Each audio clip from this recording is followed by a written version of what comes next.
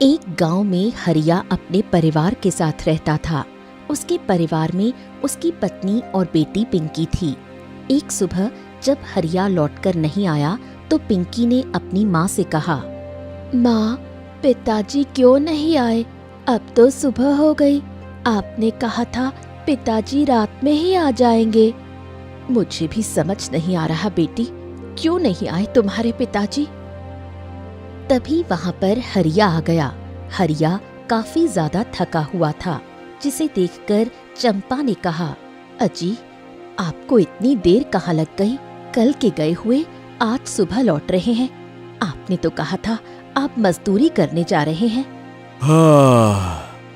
हाँ, मजदूरी करने ही गया था। क्या है कि एक जगह काम बड़ा अच्छा मिल गया, तो दिन रात काम किया, खूब मेहनत करके। अच्छा, ये लो, 1000 रुपया लो। 1000 रुपए देखकर चंपा की आंखों में आंसू आ गए और बोली, आपने इतनी मेहनत की और सिर्फ 1000 रुपए मिले? अरे तो चंपा, मजदूरी में बस इतने ही रुपए मिलते हैं। हाँ, ये तो आप ठीक कह रहे हैं। हम मजदूरों की कोई जिंदगी ही नहीं होती। वहीं पिंकी पैसों को देखकर काफी ज्यादा खुश हुई और बोली, पिताजी, आज तो हम गोलगप्पे खाने चलेंगे ना? आपने कहा था पैसे मिलेंगे तब गोलगप्पे खाने ले चलोगे। हाँ, क्यों नहीं पिंकी बेटा, शाम को चलेंगे, है ना? अरे, ये क्या बात हुई? पैसों को देखकर तुम इतनी जल्दी खुश क्यों हो जाती हो? पता है घर का राशन भी आना है। तो क्या हुआ माँ, मुझे तो गोलगप्पे खाने हैं। अरे मेरी बिटिया, तू चिंता ना कर। जब शाम को राशन लेने जाऊंगा तभी गोलगप्पे भी तुझे खिला दूंगा, ठीक है? ये सुनकर पिंकी काफी ज्यादा खुश हुई और वो वहां से बाहर चली गई, जिस पर चंपा ने हरिया से कहा, आप क्यों उसे इतना बिगाड़ रहे हैं? हम लोग बहुत गरीब हैं, आपको पता नहीं है क्या? अरे मुझे सब पता है चंपा, लेकिन देखो ना, वो है तो हमारी इकलौती संतान, और मैं नहीं चाहता कि हम लोगों ने जितना दुख झेला है वो भी उतना सहे। ये सुनकर चंपा ने कुछ नहीं कहा। समय धीरे धीरे गुजर रहा था। अब गांव में काम बहुत ज्यादा कम हो गया, जिसे देखकर हरिया काफी परेशान था। अरे गांव में तो काम ही नहीं मिल रहा, अब करूं तो क्या करूं? हरिया को परेशान देखकर उसकी पत्नी चंपा ने उससे कहा, क्या हुआ? आप इतने परेशान क्यों लग रहे हैं? गांव में काम ही खत्म हो गया है, तो इसी वजह से अब। क्या गांव में काम खत्म हो गया? तो अब आप क्या करेंगे? अब यही तो समझ में नहीं आ रहा चंपा। सोच रहा हूँ दूसरे गांव चला जाऊं। वैसे भी मुझे दूसरे गांव तो जाना ही पड़ता है, तो यही करता हूँ। अगर आप दूसरे गांव चले जाएंगे तो फिर हमें बिल्कुल भी अच्छा नहीं लगेगा। तो क्या करूं चंपा, भगवान ने मजदूर बनाया है तो मजदूरी तो करनी ही पड़ेगी ना। अब बैठे बैठे तो कुछ नहीं मिलने वाला। हाँ, ये तो आपने ठीक कहा। ठीक है, आप शाम को चले जाना। वैसे आप इस बार कौन से गांव में जाएंगे? इस बार मैं उदयपुर में जाऊंगा, क्योंकि वहां पर काम अच्छा मिल जाता है। ये सुनकर चंपा ने कुछ नहीं कहा। शाम के समय जब पिंकी को इस बारे में पता लगा तो पिंकी ने अपने पिता हरिया से कहा, पिताजी, आप जल्दी लौट आना, और आपके चले जाने के बाद माँ मुझे बहुत डांटती है। अरे ए चंपा, मेरी बिटिया रानी को तुम काहे डांटती हो? हैं? ये मेरी बात नहीं मानती, इस वजह से। बेटा पिंकी, माँ की बात माना करो, है ना? चलो ठीक है, अब मैं जाता हूँ, जल्द ही लौट के आऊंगा। ध्यान रखना बेटा अपना। हाँ, आप जल्द लौट कर आना। इसके बाद हरिया उदयपुर के लिए निकल गया। वहीं दूसरी तरफ उदयपुर गांव का मुखिया काफी ज्यादा परेशान था और उसके आसपास कई सारे लोग खड़े हुए थे। तभी भोला ने मुखिया से कहा, मुखिया जी कुछ तो कीजिए ना, लगातार गांव से लोग गायब हो रहे हैं। हाँ हाँ हाँ, मुझे भी समझ में आ रहा है, पर यह समझ नहीं आता कि आखिर लोग जा कहाँ रहे हैं। मुखिया जी, मुझे तो ऐसा लगता है कि कोई राक्षस या शैतान आ गया है जो लोगों को उठाकर ले जा रहा है। नहीं नहीं नहीं नहीं नहीं, ऐसा नहीं हो सकता। अगर शैतान या राक्षस होता तो अब तक पता चल गया होता। यहाँ पर तो लोग अचानक ही गायब हो रहे हैं ना। ये भी आपने ठीक कहा। मुखिया जी, पर अगर हमारे परिजन नहीं मिले तो हम करेंगे क्या? देखिए, मेरे पिताजी गायब हो चुके हैं, वहीं विनोद का भाई गोपाल गायब हो चुका है। ऐसे तो धीरे धीरे करके कहीं ऐसा ना हो कि एक दिन आप ही गायब हो जाएं। अरे मैं काहे गायब हो जाऊंगा भाई? अब देखो, मैं पूरी कोशिश कर रहा हूं सबको ढूंढने की। अब मैं क्या करूं मुझे भी समझ नहीं आ रहा। कोई सुराग भी नहीं मिल रहा कि आखिर वो लोग गए कहां हैं, अचानक से गायब कैसे हो गए। ये सुनकर गांव वाले भी काफी ज्यादा परेशान हो गए। वहीं हरिया भी उसी गांव में आ गया। गांव में आने के बाद उसने काम मांगना शुरू कर दिया तो देखा उदयपुर के हालात काफी ज्यादा खराब थे। वहां पर लोग काफी दुखी थे, जिसे देखकर वो हैरान हो गया। अरे, यहाँ पर लोग इतने दुखी क्यों हैं? आखिर ऐसा क्या हो गया? हरिया काफी ज्यादा हैरान था। तभी उसे भोला मिल गया। भोला को देखकर हरिया ने उससे कहा, राम राम भैया। भैया, ये बताइए कि यहाँ पर सब लोग इतने दुखी काहे लग रहे हैं और काम धंधा इतना बंद क्यों है, जबकि आज से पहले तो कभी ऐसा नहीं हुआ। अब क्या बताऊं भैया, यूं समझ लो कि यहाँ के लोग अचानक से गायब हो जा रहे हैं। इसी वजह से ये सब समस्याएं हैं। क्या अचानक से लोग गायब होने लगे हैं? पर आखिर मतलब कैसे गायब हो रहे हैं? कुछ समझा नहीं। यही तो हमारे भी समझ में नहीं आ रहा है। अब ये सब पता होता तो फिर क्या ही बात होती। और ये समझ लो कि मुझे क्या, गांव में किसी को समझ नहीं आ रहा। मुखिया जी पूरी कोशिश कर रहे हैं पता लगाने की। मुखिया भी अपने घर में काफी परेशान बैठा हुआ था और उसने अपने आप से कहा, ओहो हो, इस तरह तो मुझे हरगिज पता नहीं लगने वाला। ऐसा करता हूँ, गांव में घोषणा करवा देता हूँ कि जो भी इस गुत्थी को सुलझाएगा उसे इनाम मिलेगा, तो शायद पता लग जाए। ये कहकर मुखिया ने पूरे गांव में ऐलान कर दिया। वहीं जब ये घोषणा हरिया ने सुनी तो वो काफी ज्यादा हैरान हुआ और बोला, अरे, मुखिया जी ने तो ये कैसा अजीब सा ऐलान कर दिया, लेकिन क्या सच में इनाम मिलेगा? हरिया को कुछ समझ नहीं आ रहा था और उसने अपने आप से कहा, वैसे भी यहाँ मुझे काम तो मिल नहीं रहा, इससे अच्छा मैं इस गुत्थी को ही सुलझाऊं। अगर सुलझाए लिया तो कम से कम इनाम तो मिल ही जाएगा। वो भोला के पास वापस से आ गया।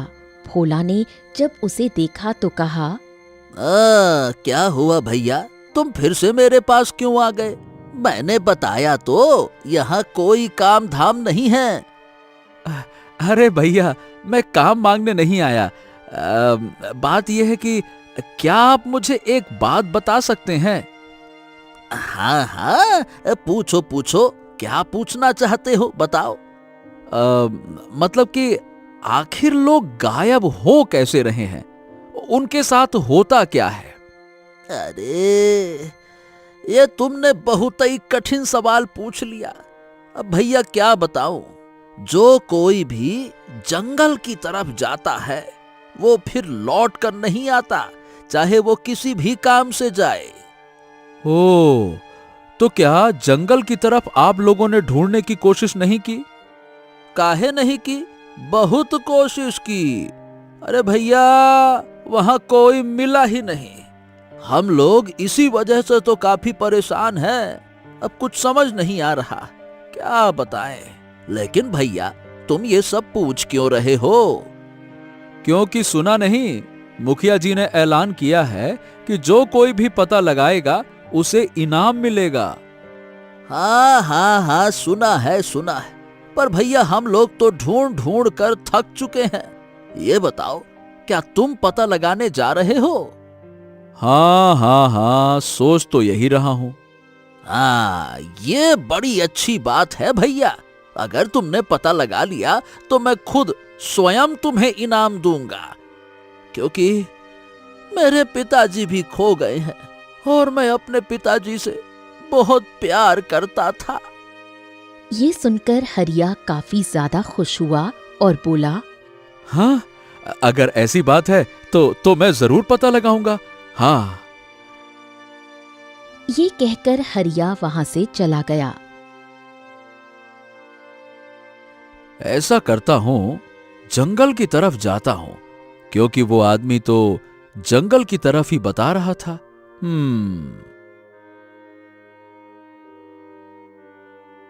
जंगल में आने के बाद हरिया इधर उधर देखने लगा, पर वहां उसे कुछ नहीं मिला, जिस पर वो थोड़ा हैरान हुआ और बोला, अरे, यहां पर तो कुछ नहीं है। इसका मतलब वो लोग सही कह रहे थे। अब मैं करूं तो करूं क्या, कहां जाऊं? इसके बाद हरिया जंगल के और अंदर चला गया, पर वहां पर भी उसे कुछ खास दिखाई नहीं दिया।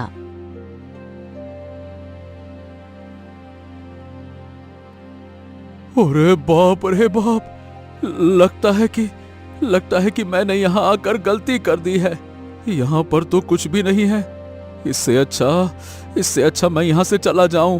क्यों अपनी जान खतरे में डालूं? क्योंकि जंगल में तो बहुत सारे जंगली जानवर होंगे। हे भगवान, मैं कहाँ फंस गया अब। ये कहकर वो वहां से जाने लगा। तभी उसे नदी के बहने की आवाज सुनाई दी, जिसे सुनकर उसने कहा, हाँ, ऐसा करता हूँ, नदी पर जाकर पानी पी लेता हूँ। वैसे भी बहुत तेज प्यास लगी है।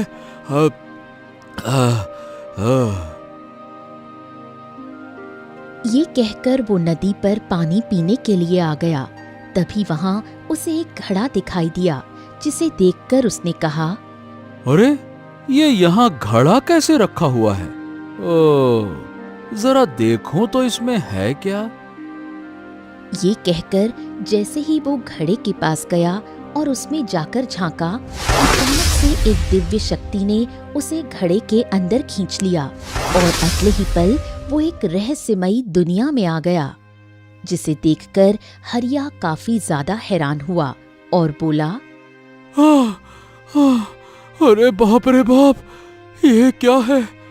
ये आखिरकार मैं कहाँ आ गया? ये कौन सी दुनिया है?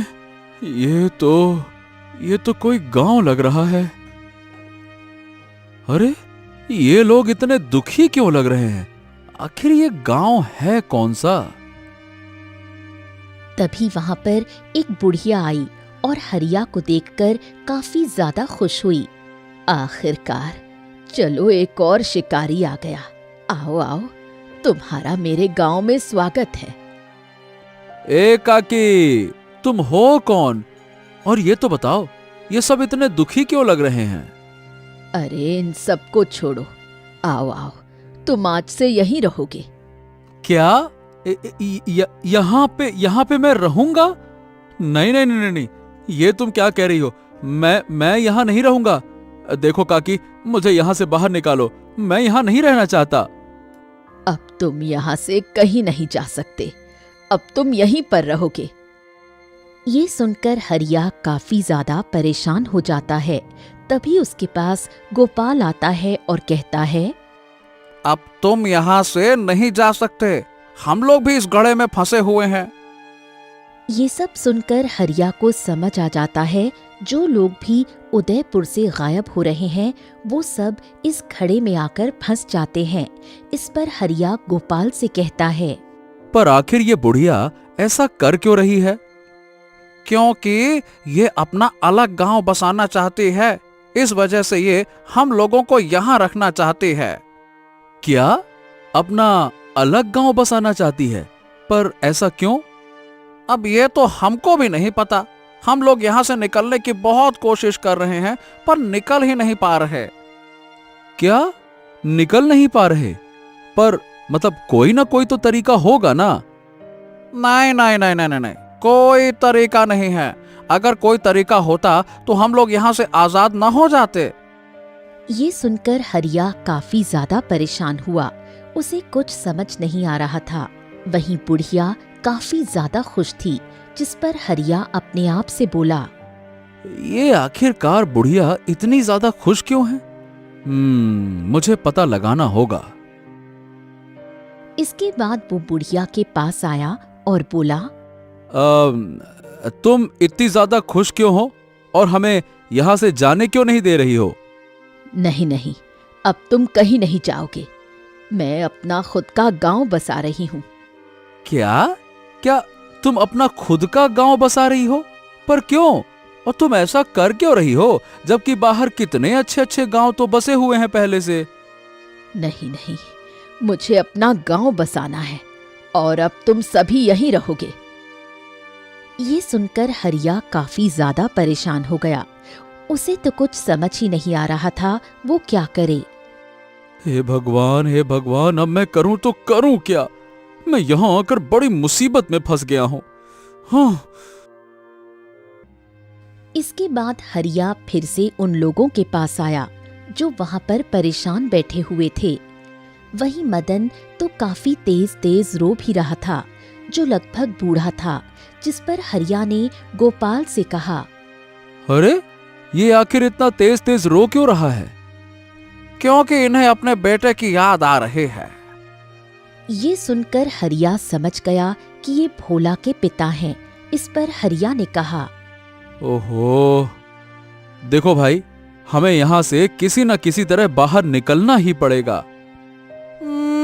निकलना पड़ेगा, कोई फायदा नहीं है। हमने कई सारी कोशिश करके पहले ही देख ली, कुछ नहीं होने वाला। अच्छा, ऐसी बात है। पर ऐसा तो हो ही नहीं सकता कि यहां से निकलने का कोई ना कोई तरीका ही ना हो।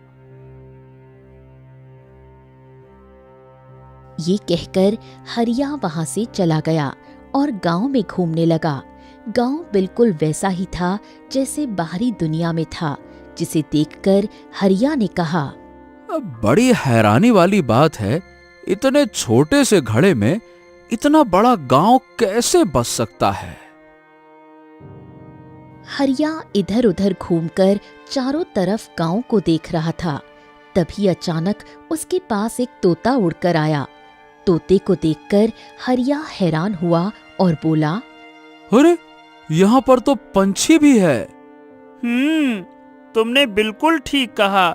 मुझे यहाँ पर कैद कर लिया गया है। मैं यहाँ से बाहर जाना चाहता हूँ। हाँ, लेकिन यहाँ से बाहर जाए तो जाए कैसे? बुढ़िया तो हमें बाहर जाने ही नहीं दे रही। मुझे पता है, ये बुढ़िया तुम्हें इस तरह से बाहर नहीं जाने देगी। ओह, तो क्या कोई तरीका है क्या जिससे हम लोग बाहर जा सकें? हाँ, एक तरीका है। अगर तुम्हें बुढ़िया का डंडा मिल जाए तो। क्या? बुढ़िया का डंडा मिल जाए? पर बुढ़िया के डंडे से होगा क्या? अगर तुम्हें बुढ़िया का डंडा मिल जाएगा तो फिर मटके के भीतर से तेज तेज मारो, जिससे मटका फूट जाएगा और तुम लोग आजाद हो जाओगे। ये सुनकर हरिया काफी ज्यादा हैरान हुआ और बोला, ओह, और तुम्हें कैसे पता ये? क्योंकि मैं बुढ़िया का वफादार हूँ, पर अब मैं यहाँ रहकर काफी तंग आ चुका हूँ। मुझे भी बाहरी दुनिया देखनी है। इस घड़े में बस इतनी सी तो दुनिया है, इसी वजह से मैं यहाँ से बाहर निकलना चाहता हूँ। ये सुनकर हरिया काफी ज्यादा खुश हो गया और बोला, हाँ, तुम्हारा बहुत बहुत धन्यवाद। अब आखिर मैं उस बुढ़िया का डंडा लूं तो लूं कैसे? सुनो, अगर तुम्हें बुढ़िया का डंडा चाहिए तो उसके सोने का इंतजार करो, क्योंकि बुढ़िया तभी अपना डंडा छोड़ती है। ये सुनकर हरिया सोच में पड़ जाता है और इसके बाद वो गोपाल और मदन के पास आता है, जिस पर मदन कहता है, अब मैं यहाँ से बाहर कैसे जाऊं? मुझे अपने बेटे की याद आ रही है। देखिए, आप चिंता मत कीजिए, मैं आपको बाहर निकाल लूंगा। ये सुनकर मदन और गोपाल काफी ज्यादा हैरान हो गए, जिस पर गोपाल ने कहा, हाँ, क्या बात कर रहे हो? आखिर तुम हमें कैसे बाहर निकालोगे? इसके बाद हरिया ने उन्हें सारी बात बताई, जिसे सुनकर गोपाल काफी हैरान हुआ और बोला, तुम्हें यह किसने बताया?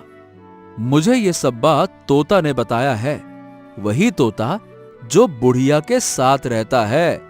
क्या बात कर रहे हो? पर हमें तो आज तक तोते ने कभी ऐसा कुछ नहीं बताया, फिर तुम्हें कैसे बता दिया? हाँ, ये तो मुझे भी नहीं पता।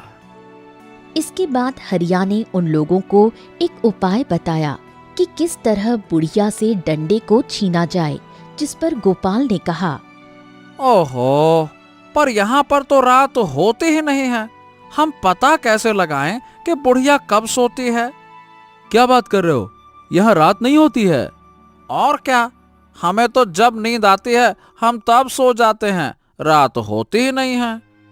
ये सुनकर हरिया काफी ज्यादा हैरान हो जाता है। वहीं दूसरी तरफ मुखिया काफी ज्यादा परेशान था, क्योंकि अभी तक कुछ भी पता नहीं लग पाया, जिस पर मुखिया ने कहा, हो, बड़ी हैरानी की बात है कि घोषणा करने के बाद भी किसी ने पता नहीं लगाया। आखिर क्या कोई पता लगाना चाहता ही नहीं है क्या? क्यों रे भोला? अब ये तो मुझे भी नहीं पता मुखिया जी, लेकिन हाँ, वो जो नया आदमी हमारे गांव में आया था, वो पता लगाने गया है। ये तुम किसकी बात कर रहे हो? कौन आया था हमारे गांव में? मुझे तो इस बारे में कोई जानकारी ही नहीं है। इसके बाद भोला ने मुखिया को सारी बात बताई, जिसे सुनकर मुखिया हैरान हुआ और बोला, क्या बात कर रहे हो? इसका मतलब वो यहाँ पर काम की तलाश में आया था? हाँ मुखिया जी, पर अब वो ये पता लगाने गया है कि आखिर इन सब के पीछे है कौन। ये सुनकर मुखिया सोच में पड़ गया और बोला, अरे वाह वाह वाह वाह, ये तो बड़ी अच्छी बात है। मैं भगवान से एक ही दुआ करूंगा कि उसे पता लग जाए। हाँ, मैंने भी उससे कह दिया, अगर उसे पता लग गया तो मैं भी उसे इनाम दूंगा। दूसरी तरफ हरिया गोपाल और मदन को पूरे गांव में फैला देता है और उन्हें पता लग जाता है कि बुढ़िया एक झोपड़ी में रहती है, जिस पर हरिया ने कहा, देखो मेरी बात सुनो, हम लोग इसी झोपड़ी के बाहर पहरा देंगे। जैसे ही बुढ़िया सो जाएगी, आप लोगों को पता है ना क्या करना है? हाँ, हमें सब पता है कि हमें क्या करना है, तुम बिल्कुल चिंता मत करो। इसके बाद वो लोग बुढ़िया की झोपड़ी के बाहर घूमने लगे। बुढ़िया ने ये सब देखा तो थोड़ी हैरान हुई और बोली, तुम लोग मेरी झोपड़ी के बाहर क्या कर रहे हो? बस कुछ नहीं, यूं ही ऐसे ही घूम रहे हैं। क्या ऐसे ही घूम रहे हो? पता नहीं आज मेरा तोता कहाँ चला गया, वो भी दिखाई नहीं दे रहा। क्या तुम लोगों ने उसे देखा है? नहीं, हम लोगों ने तो नहीं देखा। बड़ी हैरानी वाली बात है, आज पता नहीं क्या क्या हो रहा है। इसके बाद बुढ़िया आराम से झोपड़ी में चली गई। उसके झोपड़ी में जाने के बाद हरिया ने मदन को इशारा किया, जिस पर मदन ने गोपाल से कहा, अरे आओ आओ आओ आओ, ए गोपाल इधर आओ, मैं तुम्हें एक कहानी सुनाता हूँ। कहानी? हाँ हाँ सुना दो काका। वैसे भी बहुत दिनों से कोई कहानी सुनी नहीं है, शायद सुनने से ही नींद आ जाए। इसके बाद मदन गोपाल को एक कहानी सुनाने लगा। कहानी के प्रभाव से बुढ़िया सो गई। जब हरिया ने ये सब देखा तो काफी खुश हुआ और बोला, हाँ, बुढ़िया सो गई, अब चलो जल्दी से चलो। इसके बाद उन्होंने देखा बुढ़िया आराम से सो रही थी। हरिया ने चुपके से डंडा उठा लिया और फिर वो लोग बाहर आए और हरिया बोला, चलो डंडा तो हमें मिल गया, अब चलो जल्दी से घड़े की अंदरूनी दीवार के पास चलते हैं। पर ये बताओ, आखिरकार ये अंदरूनी दीवार है कहाँ? तभी वहां तोता आया और बोला, मैं तुम लोगों को लेकर चलता हूँ, जल्दी जल्दी चलो वरना बुढ़िया जाग जाएगी, आ जाओ। इसके बाद वो लोग उसी तरफ चले गए। तोता उन्हें जल्दी जल्दी चलने के लिए कह रहा था, जिस पर गोपाल ने कहा, हाँ, अरे आखिरकार वो दीवार है कहाँ और कितना दूर चलना पड़ेगा? बस थोड़ा दूर और है, दीवार आने ही वाली है। ध्यान रखना, वार तेजी से करना, पूरा जोर लगा के। हाँ हाँ ठीक है ठीक है ठीक है, हम लोग जोर जोर से ही वार करेंगे। पर यह बताओ, क्या हम लोग किसी और चीज से वार नहीं कर सकते? नहीं नहीं नहीं नहीं नहीं, इसी डंडे से ही ये घड़ा टूटेगा।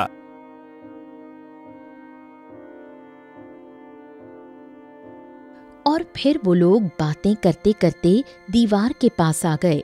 दीवार को देखकर हरिया ने कहा, ओ, तो इसका मतलब यही वो दीवार है जिस पर डंडे से वार करना है। हाँ हाँ, यही वो दीवार है। अब चलो जल्दी से वार करो, इससे पहले कि बुढ़िया आ जाए। हाँ हाँ, तुम चिंता मत करो, बुढ़िया नहीं आ पाएगी। अब देखो मेरा कमाल।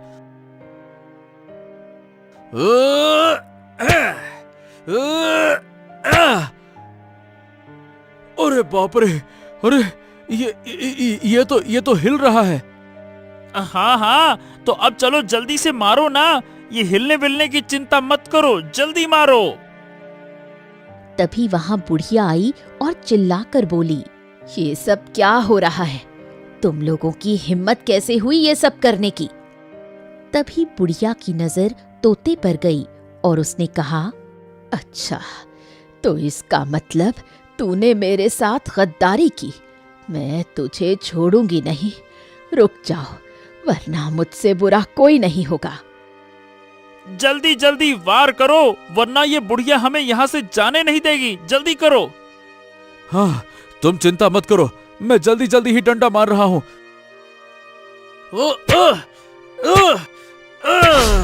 तभी हरिया ने एक और डंडा मारा, जिससे दीवार टूट गई और अगले पल ही वो लोग घड़े से बाहर आ गए।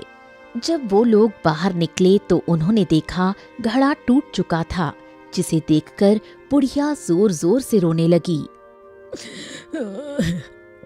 नहीं, ये क्या हो गया?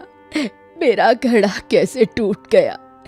जैसे तैसे तो मैंने इस जादुई घड़े को बनाया था, मैं तुम लोगों को छोड़ूंगी नहीं। वहीं घड़े से बाहर आने के बाद वो लोग काफी ज्यादा खुश हो गए। हाँ। आखिरकार हम लोग इस घड़े से बाहर निकल ही आए। हाँ, अब मैं अपने घर जा पाऊंगा। धन्यवाद हरिया, धन्यवाद। हाँ हाँ हाँ हाँ, आप लोग अब चिंता मत कीजिए और इस बुढ़िया को मुखिया के पास लेकर चलिए। चलिए। हाँ हाँ हाँ हाँ, ये तुमने बिल्कुल ठीक कहा। अब मुखिया ही इस बुढ़िया को दंड देंगे। चलो। नहीं नहीं, मैं कहीं नहीं जाने वाली, छोड़ दो मुझे, वरना मैं तुम लोगों को मार डालूंगी। अरे जाओ जाओ जाओ, अब तुम हमारा कुछ नहीं कर सकती बुढ़िया, क्योंकि तेरा जादुई मटका ना टूट गया है। इसके बाद लोगों ने बुढ़िया को पकड़ लिया और पकड़कर मुखिया के पास आ गए।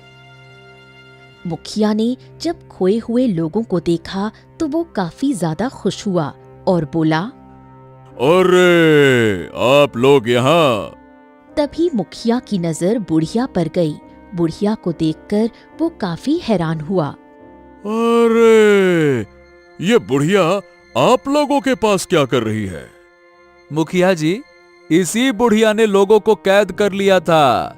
जो जंगल से गायब होते थे ना, इस बुढ़िया के कब्जे में रहते थे, वो भी एक जादुई घड़े में। क्या? जादुई घड़े में? ये तुम क्या कह रहे हो? मैं बिल्कुल ठीक कह रहा हूं। अगर आपको मुझ पर यकीन ना हो तो आप बाकी के गांव वालों से पूछ सकते हैं। हाँ हाँ, ये बिल्कुल ठीक कह रहा है और इन्होंने ही हमें आजाद कराया है। अगर ये आज नहीं होते तो हम लोग कभी भी उस जादुई मटके से आजाद नहीं हो पाते। इसके बाद गोपाल ने उन्हें सारी बात बताई। तभी वहां पर भोला आ गया। भोला ने जब अपने पिता को देखा तो वो काफी ज्यादा खुश हुआ और बोला, पिताजी, पिताजी, मुझे तो यकीन ही नहीं हो रहा कि मैं आपको सच में देख रहा हूँ। मैं तो सोच रहा था कि मैं अब आपको कभी देख नहीं पाऊंगा। पिताजी, पिताजी।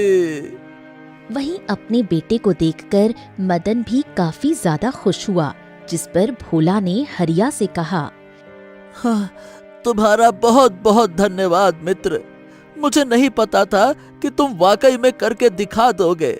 बहुत अच्छे। ये लो तुम्हारा इनाम। इसके बाद भोला ने हरिया को इनाम दिया, जिसे देखकर हरिया काफी ज्यादा खुश हो गया। वहीं मुखिया भी काफी ज्यादा खुश था और उसने कहा, वैसे मानना तो पड़ेगा कि तुम बहुत बहादुर हो। शाबाश। और हाँ, इस बुढ़िया को हम देशद्रोही करार देते हैं। इस बुढ़िया से आज के बाद कोई भी कोई मतलब नहीं रखेगा। बस यही हमारा फैसला है। ये सुनकर बुढ़िया काफी दुखी हुई और वहां से चली गई।